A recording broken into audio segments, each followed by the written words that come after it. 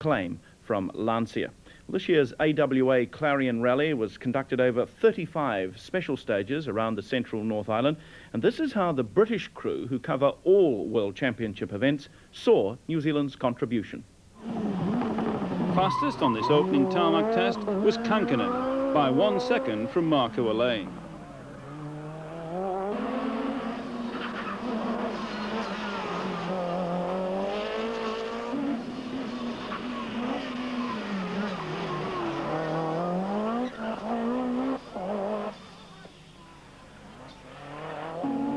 Salonen and Biasion shared third fastest time, 2 seconds further back, with Ericsson 1 second behind them.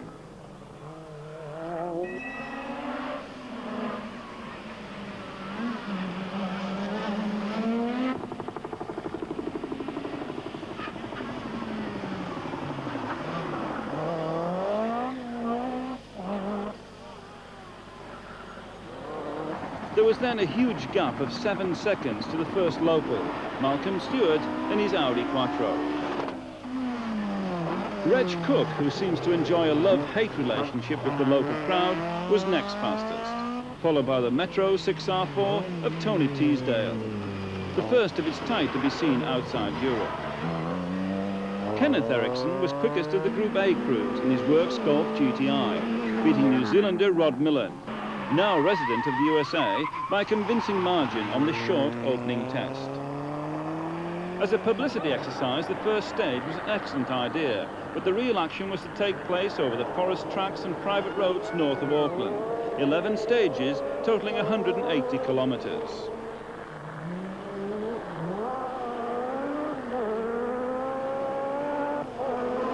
The third stage through the Wood Hill Forest Complex saw Marco Elaine and Juha Kankinen share an equal fastest time. Kankinen, very much the man on form at the moment, had beaten Elaine by 10 seconds on the previous stage, and it looked as if a battle royal was about to develop.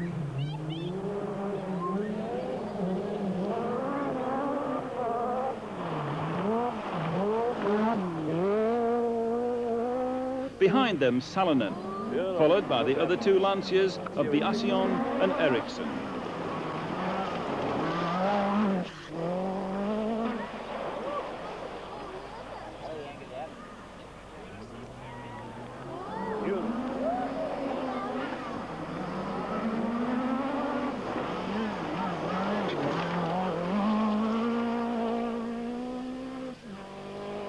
Fastest local was Allport, obviously more at home in the forests.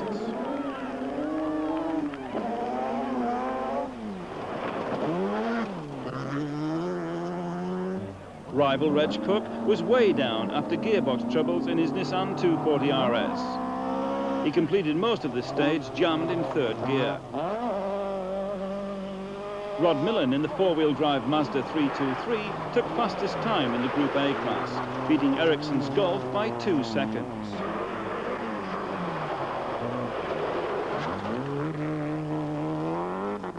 Kenyan Mike Kirkland was way off the pace in his Subaru.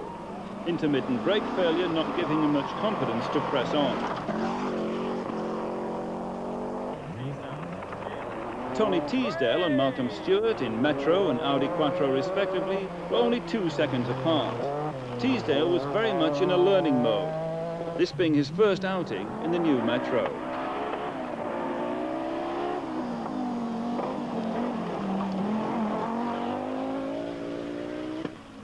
For Rudy Stoll, it was to be the start of a frustrating rally. The engine in his Audi 80 Quattro had blown the day before the start, a standard engine from a showroom car with much less brake horsepower being his replacement.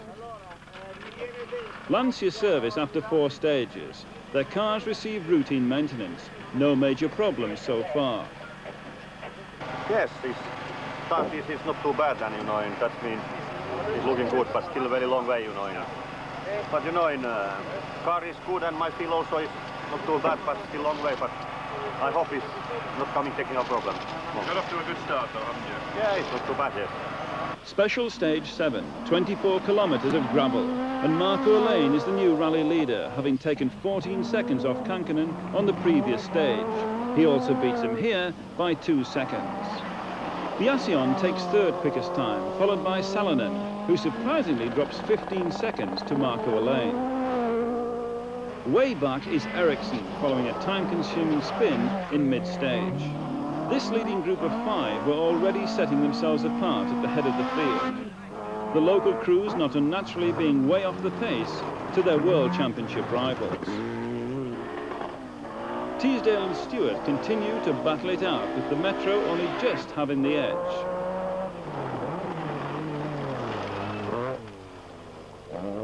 Rudy Stoll is just outside the top 20 at this early stage, whilst Allport lies in the top 10 in his raucous-sounding Mazda RX-7. Proving his following, many spectators leave as soon as they've seen him safely past. Sadly, the Works Group A Subaru team of Kirkland, Tundo and Bourne were all withdrawn at the end of the first leg, after a mechanic was killed in a road accident involving one of their service vehicles. As the light begins to fade on the first day of the rally, Marco Alain comes through as rally leader. The gap to second place Kankkunen by the end of the first leg, only 10 seconds. Behind them, the Lanciers of Biasion and Ericsson. Salonen languishes down in 20th position after competitor number 33 ran into him on a road section, destroying the rear of his car. He collected 26 minutes of road penalties, whilst repairs were carried out. Fifth place and first local was held by Stewart in the Quattro. In contrast to the beautiful weather of the previous day, day 2 brought heavy rain and a cold, biting wind. The first stage of the day was an all-tarmac spectator affair around the streets of Manukau City, just south of Auckland. The leading bunch of Lanciers and Peugeots are only separated by 3 seconds. They don't overtax themselves on this stage, but nevertheless give the bedraggled crowd value for money.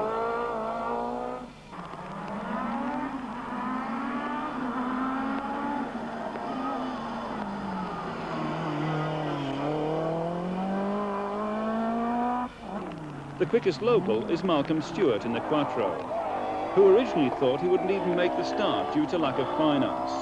Fortunately for him, the Audi dealers of New Zealand stepped in at the 12th hour and saved the day, and they must be pleased with their investment so far.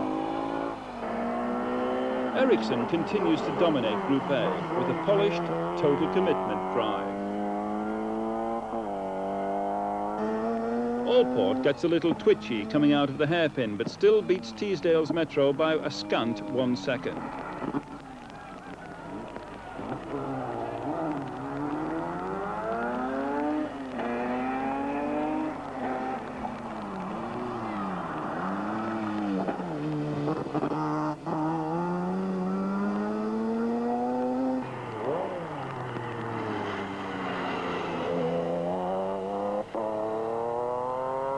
After the tarmac, it was into the Maramaru forest for 2 special stages.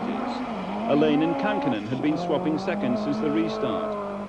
And on this stage, Alain took 7 seconds off his rival to lead by 11 seconds overall.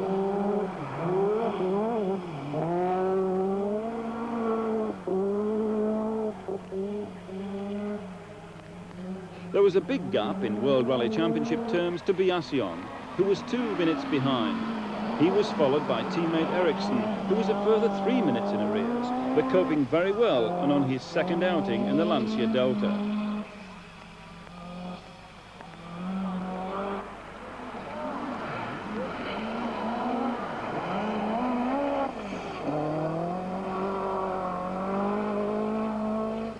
Teasdale was not only the quickest local driver on this stage, but also held 5th overall, albeit nearly 14 minutes behind the rally leader. Malcolm Stewart crawls through with a damaged rear end on his Quattro after going off into a bank. He was to retire at the stage finish. For once, it was not Kenneth Ericsson's Golf GTI that was quickest in Group A. That honour was taken this time by Rod Millen's four-wheel drive Mazda 323. In overall terms, however, Ericsson was 4.5 minutes ahead of Millen. The rain continued to pour down. The spectators continued to watch, and the competitors continued to splash their way through the forests.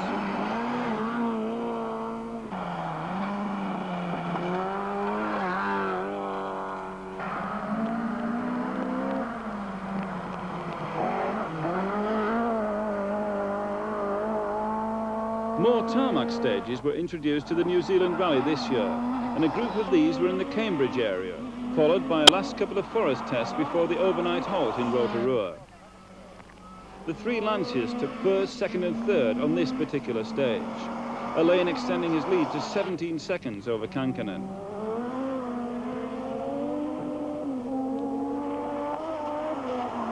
Teasdale was putting in a very steady drive in the Metro to continue to hold 5th overall.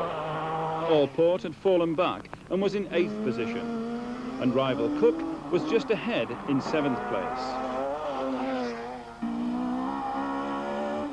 6th overall and first Group A, you've guessed it, Ericsson's Golf. The third day of the 1986 New Zealand Rally, and the sun rising behind the hills above Lake Rotorua bodes well for better weather. 42 cars out of the original start number of 52 had made it so far. As an indication of just how close the battle for the lead was, both Alain and Kankkunen had finished day 2 on equal points. The day's action over 7 stages, totaling 150 kilometres, was to prove exciting. Carrying on where they left off, Alain and Kankkunen shared fastest time on the opening test. Behind them, as usual, the other two Lanciers of Viacion and Ericsson.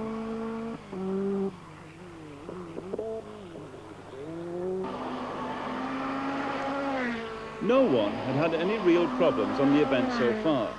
The occasional wrong tyre choice was all that had troubled the leading group, save, of course, Salinen's accident. He set fastest time on this stage as he fought his way back up the leaderboard, and he now held 11th position. Teasdale and Allport continued to swap seconds, the Mazda driver gradually closing the gap on his four-wheel drive rival.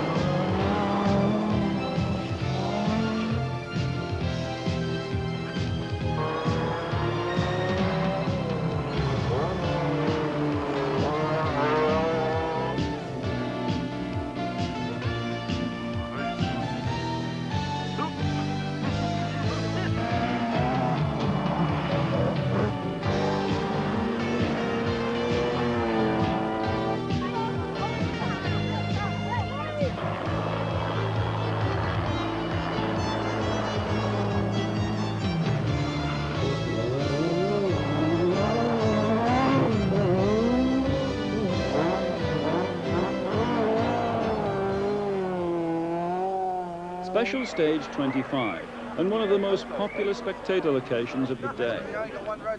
Many Australians make the trip to New Zealand each year for the rally, and the banter between the rival groups is a source of much amusement.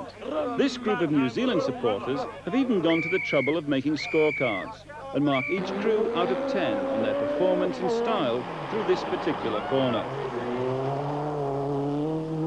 Kankkunen has set a couple of fastest times to take the lead from Alain. Although beating him by 8 seconds on this 31-kilometre stage, things are still very close, and the pressure is on them both. One mistake could prove disastrous. As usual, the other two Lanciers follow in their wake. Viacion having a nice steady drive without drama, unlike Ericsson, who manages yet another spin to record a time almost a minute slower than Kankkunen. Still, for a young driver, and on his second outing with the team, he's doing very well. Allport is fastest local, and is now close to within 3 seconds of Teasdale's Metro, much to the delight of the partisan crowd.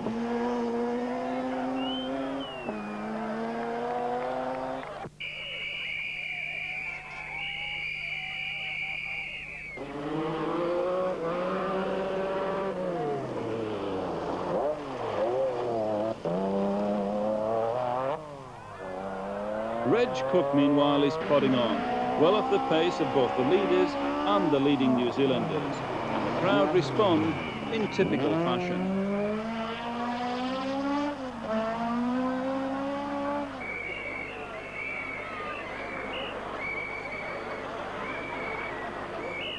Kenneth Eriksson continues to lead Group A in the Works Golf GTI, now over 5 minutes ahead of Rod Millen's Mazda. Neither crew has experienced any problems, and indeed it has been a feature of the event that thus far most crews are running trouble-free.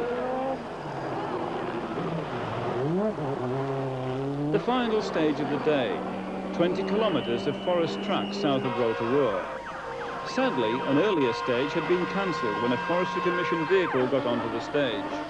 First car on the road, Marco Lane, getting a big fright as he rounded a bend to be confronted by this potentially dangerous obstacle.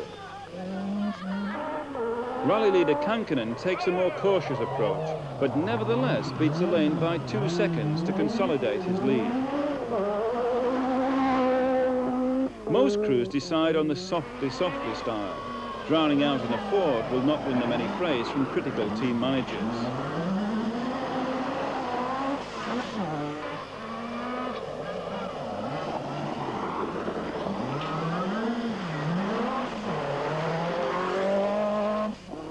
Despite taking it very steady, Teesdale's Metro only just makes it through in a cloud of steam and spray.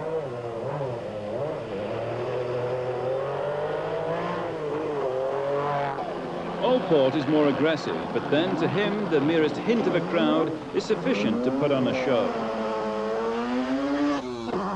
Reg Cook wastes absolutely no time in blasting his way across the ford, as indeed does a late-running Timo Salonen, who has made his way up now to 5th place, and also takes fastest time on this stage.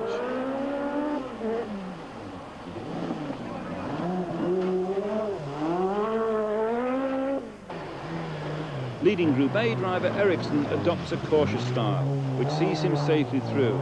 But not so fortunate are some of the later runners, who provide much amusement for the spectators as they cough and splutter their way through the water, if indeed they do actually make it safely to the other side.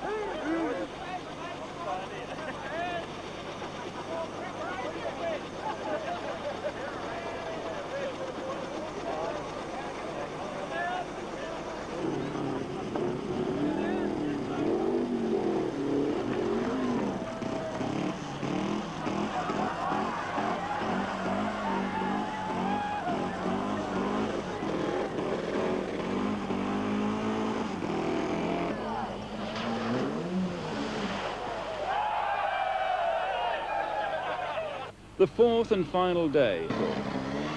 100 yards from the restart, and the 3 Lanciers pull in to have their plugs changed. Special plugs were fitted prior to the overnight Parc Fermé to help with the cold, early morning start. For Lancia and Marco Lane in particular, however, there was no doubt who the winner was going to be.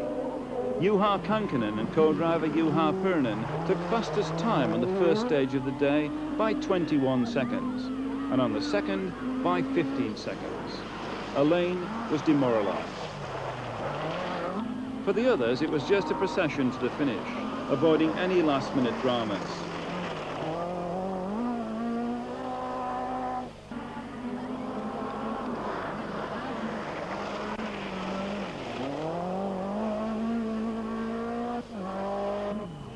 Salonen snatched the odd first or second fastest time, just to emphasise to Lancia that Peugeot were numero uno.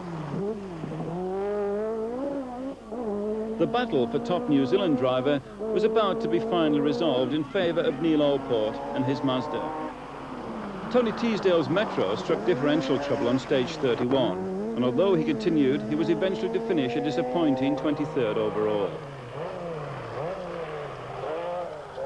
A feature of this year's event was an increase in the number of tarmac stages used.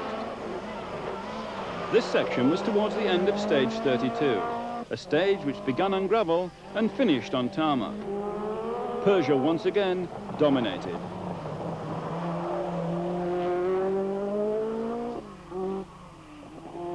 The final stage of the rally, and of the 52 original starters, 40 had made it back to the finish in Auckland. 7th overall and first Group A, Kenneth Ericsson's Golf GTI. 6th and first New Zealander, Neil Allport and the Mazda RX-7. Timo Salonen fought his way back to 5th, but even without his first day dramas, he doubted whether he would have beaten Kankkunen on the day. 4th overall went to Mikael Eriksson after a steady drive, enlivened by a couple of spins. 3rd to Biasion, who had no dramas of any sort to report. Whether Alain was happy with his 2nd place, yet again, was doubtful, and he must be wondering when, if ever, his luck will change. Definitely not wanting his luck to change is Juha Kankkunen, who has now opened up a commanding lead at the head of the Drivers' Championship table. New Zealand proved that Juha has reached a new level of maturity, being able to cope with the pressures and to take the lead from Alain, and then, when it mattered, turn the screw to further increase that lead. There we are, coverage of the AWA. And can Britain's Nigel Mansell repel that challenge of Nelson Piquet and Alain Prost? Whatever the result, Adelaide has really made it as a Grand Prix venue.